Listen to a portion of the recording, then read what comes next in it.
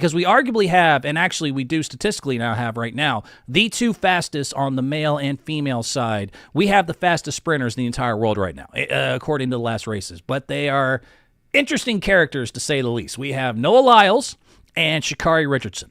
And look, track and field, even though it has some team events, is really an individual sport.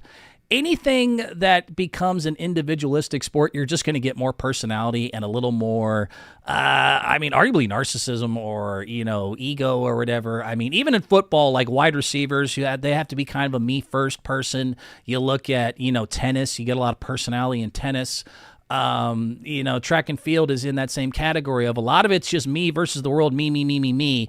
And they get very eccentric, to say the least. And so a lot of y'all might remember Shakari Richardson famously from the last Olympics. This is something I hope she's able to overcome, and her whole thing with the marijuana. I love weed, okay? I love it. Shakari is going to be in the 100 meters and 200 meters this year, 10.72 in one of her latest events. She's the sixth fastest ever timed in the 100-meter on the women's side of the 100-meter dash, but she missed the Tokyo Olympics, and a lot of people might remember the whole story. Her biological mother had died. She found out through a reporter, and she decided to eat some edibles or smoke and get high to try to forget about it. I love weed, okay? I love it. She knew it was a no-no, but I mean, she was dealing through a tragedy, and then they ended up banning her from the Olympics and being able to compete, and it became a whole story. And look, I was on her side because I admit, it is very silly. Like, to me, I mean, marijuana, I don't care what anyone says, and don't let any athlete convince you otherwise. Marijuana is a performance enhancer, period. It just is not, there's nothing beneficial if you can be clear-minded versus high off your ass as you're talking to someone who smoked weed for a very long time and then quit. I'm telling you, the clarity and everything else is different. But I mean, in the end, that was her choice. She was going through a tragedy. And if I'm another person in track and field, I would love for weed to be legal. I would be so happy. Hell, I would hand out blunts before the race. If I could be the only one who's not high, I would hand out blunts to everybody. Dude, everyone get high as a kite. I love weed, okay? Get high as a giraffe's asshole. I am all for it. Why would I not want other people to do it? It's a performance enhancer. The drug testing in the Olympics is supposed to be, to stop performance enhancers. But she didn't know it was a rule. She did break it, and she got caught, and she owned up to it. And I do feel bad for her.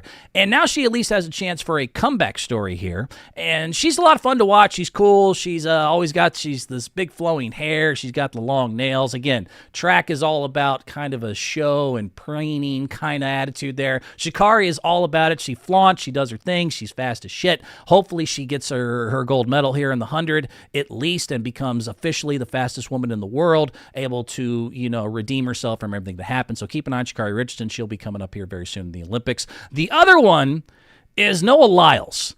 Noah Lyles, I'm a little more torn on. That's dopey talk. That's dopey dum-dum talk.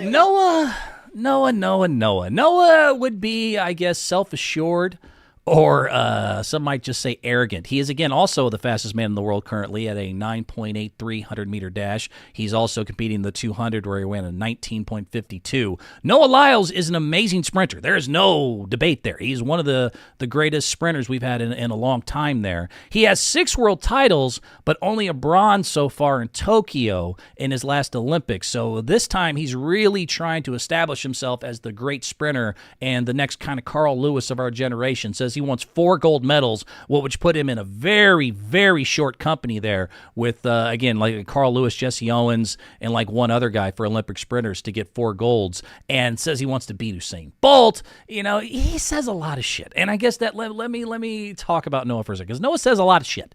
Famously, unfortunately, kind of his Allen Iverson practice, Noah said this a while ago. Mateo, if you can hit this for me. A lot of people might remember, talking about the world. And they have world champion on their head. World champion of what? The United States?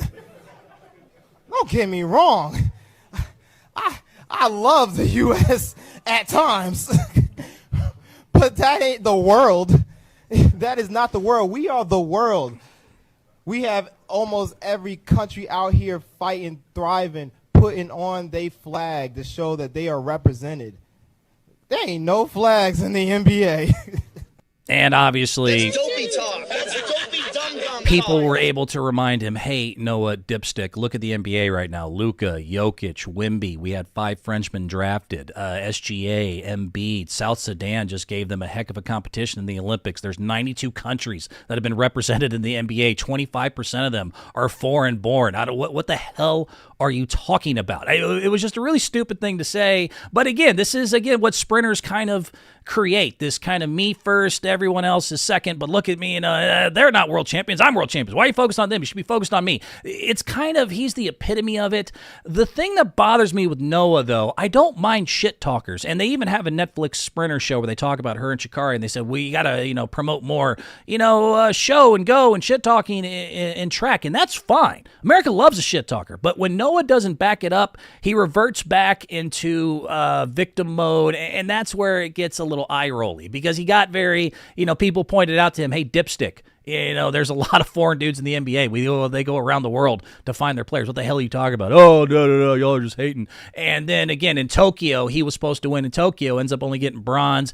He suddenly went to the podium and he's crying about his brother, and he had to take antidepressants, and he's going through stress. And he brought up like BLM and political movements. It's like, bro, no one's trying to address that. We're all addressing the fact that you talked ridiculous shit and then you didn't perform.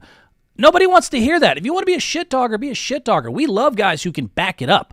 I mean, Ali could back it up. Ruth could back it up. Namath could back it up. Bird, MJ, Kobe could back it up. If you can back it up and talk your smack, but don't talk your smack and then when you lose or don't live up to performance, suddenly be like, oh, I'm really sad, and you got to understand. Bullshit. You want to stay cocky, stay cocky. No one minds. America's built on cocky.